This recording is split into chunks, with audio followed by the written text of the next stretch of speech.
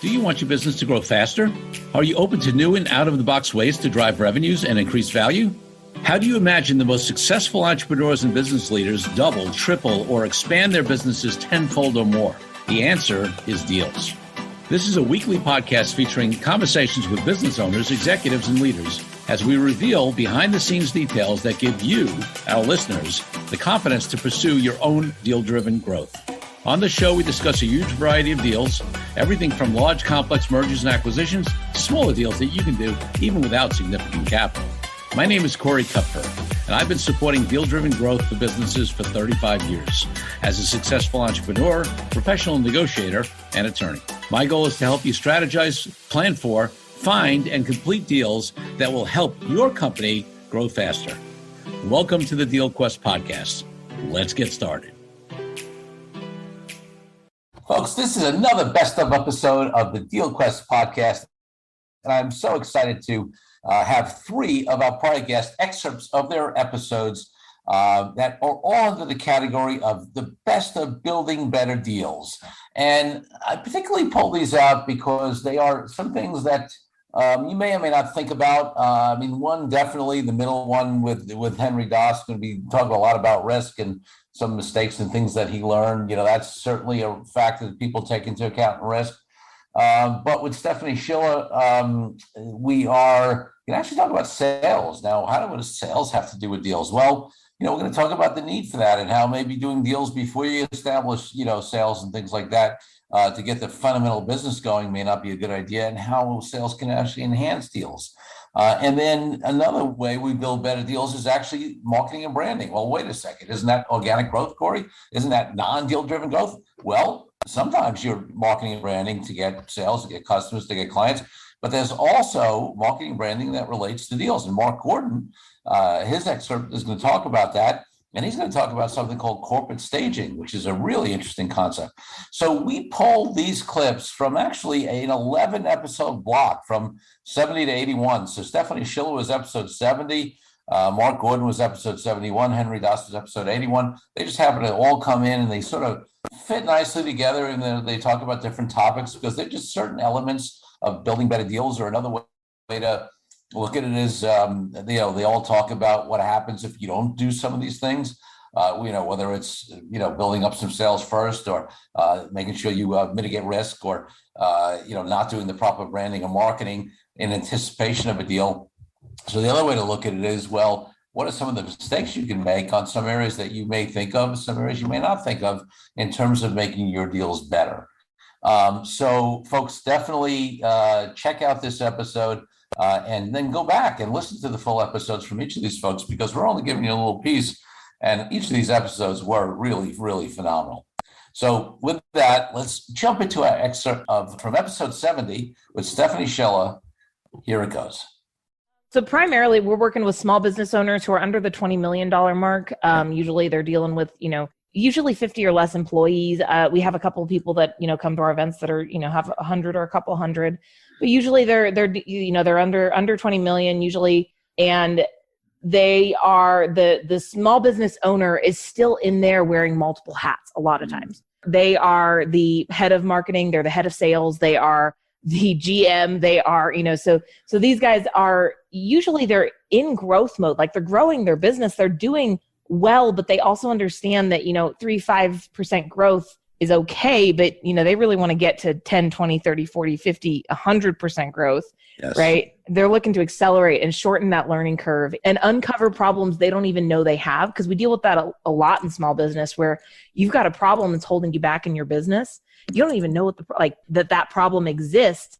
I use the example that I just uncovered recently. So I play the violin, one of my hobbies. And for the past few weeks, I've been, freaking out about my bow, and I keep tightening the hairs, because as you play this one note called staccato, it's a short, quick note, and I kept hitting multiple strings, and it was driving me nuts. And so I kept tightening my bow, and finally my instructor pointed out, he said, Stephanie, the reason you're hitting multiple strings is because your elbow is in the wrong place. Like you're trying to fix the wrong thing. Right. And we do this so often in business. And so these are the guys who are going, I know there's issues I have that I don't know what they are. I need that help. And I really want to create, I'm committed to growth. We're already growing. but I want to shorten the learning curve and eliminate some of that pain.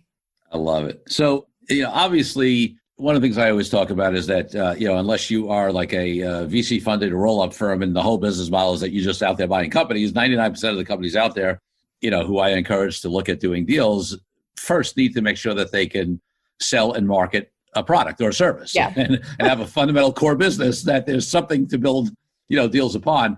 So talk a little bit about what you do there, and then how that sometimes does tie into or relate to people doing deals over and above the fundamental sales and marketing growth. Yeah, well, so I completely agree, and I think way too many times you've got people who are trying to cut deals in order to get sales and marketing going. Right. So when I was getting the business going, there were so many people who were reaching out. We should do a JV. We should do a JV. We should do a joint venture. We should partner. But, they're not getting any sales. And I was, fighting my butt off to get some sales going. I only had so much to bring to the table. And I did a couple of those before I started to realize they were just a waste of time and energy. I wasn't getting anything out of it. They weren't getting anything out of it. And so you have to have this fundamental level of, I have a product or a service that is appropriately priced, right? I got to make sure that I am actually making money. I was talking about this with a group I was working with earlier today. I was like, you have to be priced, because you as the business owner, if you're working inside the business, you need to take a paycheck. But you're the owner of the business, which means you also should be getting a profit distribution. This isn't an either or. And simultaneously, if you're paying, you have to be able to have enough money coming in to pay someone else to actually do the work. Otherwise, you don't have a scalable business. So your business has to be priced correctly. You got to have some sales coming. Once you get those two things sorted and you develop the sales skills, then you can start to build some marketing and some brand recognition, right? And start to actually put out content that's designed to draw people into your website or to your conversion points, right? Whatever those conversion points are, they may just be people reaching out to you. But having that stability, what it does, I think one of the keys to deal making is that you can't be negotiating from a place of desperation. And when you're just trying to get sales going, it doesn't work. If you're desperate for the deal to go through so that you can, this deal is going to save your business, you're going to end up getting a deal that's not in your best interest. So getting yourself with a stable sales funnel, knowing you've got sales coming in consistently, and then using marketing to drive leads into that funnel, then allows you the space to really negotiate and make deals from a place of power. I love that. And I totally believe in that. Yeah. I mean, it's something I talk about in my authentic negotiating book, as if you're in a place of scarcity or desperation or fear or any of those kind of things, you're not going to be in a strong place. So I think that's right on, Steph. So folks, I hope and think that you found value in Stephanie's discussion about, maybe the way she looked to do certain deals a little too early when really, she and the other people had nothing to bring to the table, and how maybe you need to, get something to bring to the table before you have value that you can bring to the deal table. And then you can use deals to further your growth in your business. With that, we're going to transition over to Henry Daas, episode 81. Henry's a good entrepreneurs organization, friend of mine for many, many, many years. He's a phenomenal entrepreneur. This particular segment focuses on the conversation of risk and some early mistakes he made in terms of not understanding or mitigating or, even considering certain risks in deals. It's very informative, but I got to tell you, Henry brings a lot more to the table on the other part of his episode on 81. So definitely check it out in full after you listen to this excerpt from Henry Daas. All right, number one. I deluded myself into thinking, and this is really the number one, and this is the number one thing that I talk about when it comes to money or entrepreneurship or anything, is risk. I thought I had covered my you-know-what in terms of risk. I hadn't at all. I didn't put proper fiscal controls in. I let him control the books. Mm-hmm. I never asked to audit those or do anything.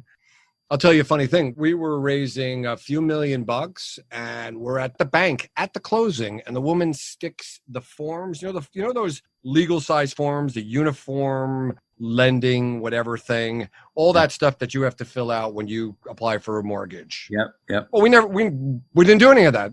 She handed it to me at the closing. I'm like, what is this? She goes, well, we just need it for our records. I'm like, I don't have any of this information. She said, don't worry about it. Just sign it here, blah, blah, blah. It'll all be good. That should have been, I immediately should have gotten up and ran from the hills, because that shows you how risk blind the banks were at the time. Yeah. This is now, that was probably in 2005 or 2006. And it only got worse from there. So risk, number one, look under every rock to figure out where the risks are on any deal. Because a lot of folks can come back and give you chapter and verse on the return, the ROI. Oh, the ROI is this and the ROI is that. But if you can't give it to me risk adjusted, right? So what's the risk involved with it? Then it doesn't mean anything to me. Yeah. That's the number one. And there's probably a whole bunch of others. Always have a really good seasoned attorney at your beck and call who knows this stuff. And understand that there are rules. The courts are very strict and very stringent about the timeliness of your reply. Apparently what happened that we found out after the fact is the judge just simply didn't like that the bank was so lackadaisical about how they were treating this. Right? And he read them. In fact, what he did was a month after he gave me this get out of jail free card, he rescinded his order. So my attorney got a call from the attorney for the bank and said, "What did you do?" And our lawyer said, "What do you mean, what did we do?" He said, "They pulled the right to foreclose." It's like, we didn't do anything, dude. We're done. Right. Yeah. And he held them out for a whole year. In the meantime, the market collapsed even further. So they ended up selling the property on the bank steps, and they basically bought it back from themselves. And I was happy to wash my hands of it at that point. So, folks, listen, if Henry didn't give you enough pause or worry to make sure you check out, and investigate risk factors when you're doing a deal, well, then, I don't know what will. And listen, here's the interesting part. Unlike a lot of attorneys, I don't only focus on risk, and I don't want you to get the impression that Henry does either. It's certainly a factor. Obviously, I think I've talked about this many times, how some of my colleagues as attorneys over-focus only on the bad side, only on the risk, right? Because that's what we learned about in law school. But you have to balance that against the opportunity, right? They're always looking at the opportunity versus the risk. But listen, it is a good lesson to watch out for those risk factors, especially when you're new to doing deals and you may not realize the level of due diligence and other things that you need to do to protect yourself. With that, we're going to move over to Marc Gordon, episode 71. Definitely check out his full episode as well. Marc's a marketing and branding guy. And, you might say, hey, what does that have to do with deals? And this concept that he brings up of corporate staging and how you get ready to position yourself to look the best you can for a deal, which affects things like valuation and ability to get deals done and the impression of potential buyers or other deal partners is super, super important. So check out Marc Gordon coming up now. Well, one thing I've sort of gone into more over the last couple of years is what I've referred to as corporate staging. And it's interesting in the fact that you'll have a company that either is looking for opportunities to merge with another company, or they're looking to be bought out or get some venture capitalist money. And they've got a great product or service. The numbers are good. The problem is the way they present themselves, their brand identity, be it offline or online, might be a total disaster. And we live in a world now where when you hear a company's name mentioned, the first thing you do is you Google them. You go online, you check them out, and you see their website, and you think to yourself, wow, this company is really something. They are like thought leaders, they're innovators. Or you look at them and go, how long have these guys been in business? Did these guys just open up yesterday or something? It's ridiculous. And that will have an impact on your perception of the company, even if you're a VC and you're looking at the numbers and you're looking at market share, things make sense. There's going to be that feeling in the pit of your stomach, that gut. And so many deals, right, are still, it's your gut feeling that still influences your decision to a degree. And you got to wonder, why do these companies look so unprofessional? So what's happening is these companies are starting to realize this, that they spent the last 2 or 3 years so focused on creating that product or service that they totally left all kinds of marketing and branding and everything else just kind of fall by the wayside. And now they realize that they're walking into a formal affair wearing jeans and a t-shirt when they should be wearing a tuxedo. So they're calling me saying, you know what? We need you to polish us up. We need you to make us look like the company that we want to be, or that we believe we should be. So that seems to be a big thing right now, I'm finding, is you're getting smaller companies who don't want to look small. They want to look established. They want to look strong. They want to look like they own and dominate their market, and they just need a little bit of help doing that. So it's a nice trend that they're getting this awareness. I just wish they would give me a little more time to get them together.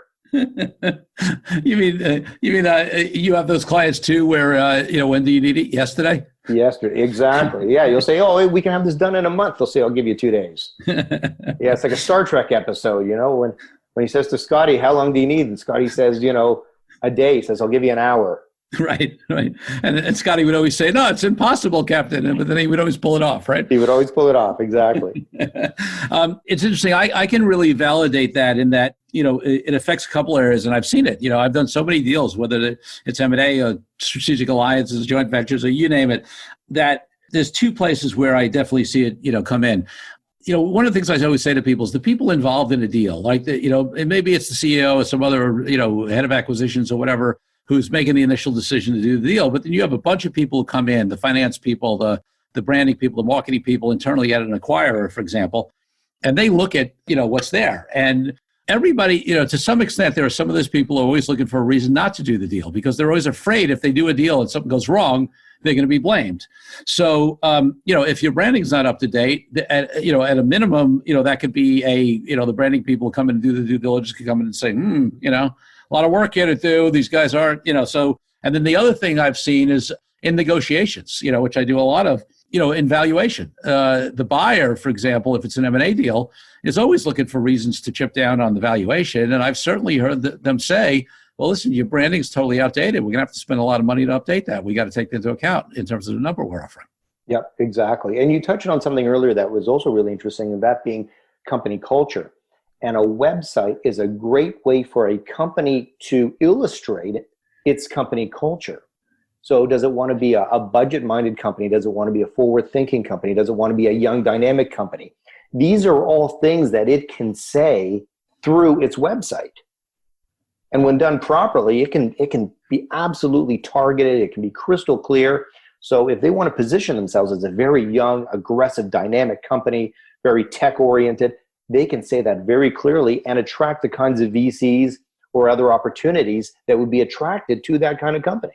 Yeah, no question. And you and I were talking a little bit in the, prior to the podcast about the fact that that obviously they've got to be able to back it up, underlying it, else it's going to come out. But, if they truly have that there, but it's not properly presented, then they've got a problem. You can't fake it, but a lot of them have it, but they don't present it well, right?